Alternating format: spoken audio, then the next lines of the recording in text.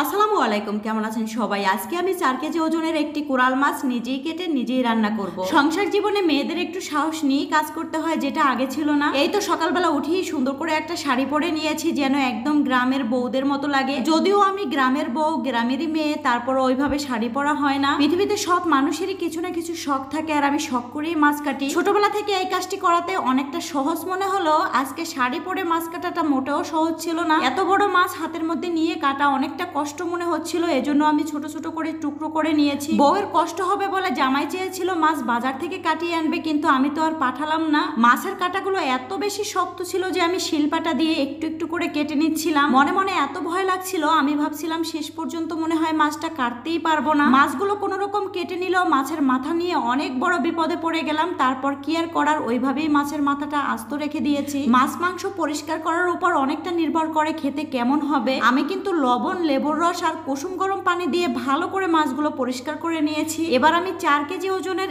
এত বড় মাছ নিজের হাতে কিভাবে রান্না করছি এটাই শেয়ার করব।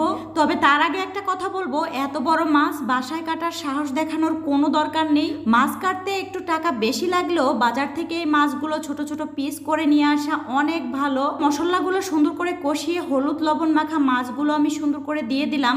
আর আজকে মাছ রান্নার পাশাপাশি আরো একটা রান্না করব। অন্যদিকে মা একটা রান্না করেও ফেলছে, তো আমি দেখতেছিলাম খেতে কেমন হয়েছে। আসলে মায়ের রান্না তো সবসময় অসাধারণ। এখানে মাছগুলো সুন্দর করে কষিয়ে নিয়েছি, এবার পরিমাণ মতো পানি দিয়ে দিব। অন্যদিকে আমি কুমড়া শাক রান্না করব ছোট আলু দিয়ে।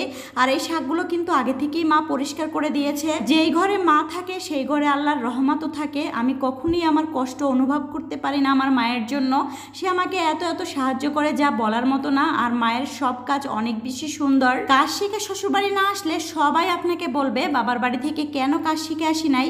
আর মা এমন একজন মানুষ, সে সবসময় বলবে আমার মেয়ে এত কাজ কিভাবে করবে। মাঝে মাঝে আমার মা নিজেই অবাক হয়ে যায় এত কাজ আমি কিভাবে করি। আসলে মায়েদের কাছে সব সন্তান সারা জীবনই ছোট থেকে যায়। আর এই গরমে রান্নাঘরে শাড়ি পরে আসাতে মা একটু ভয় পাচ্ছিল আমি কিভাবে শাড়ি পরে রান্না করব। যাই হোক, আর এখানে কিন্তু মাছ রান্নাটা প্রায় শেষ হয়ে যাচ্ছে। আর এই মাছগুলোতে একটু ঝোল ঝোল রান্না করলেই বেশি ভালো লাগে। আমি কিন্তু জিরা ভেজে গুঁড়া করে উপর থেকে দিয়ে দিলাম।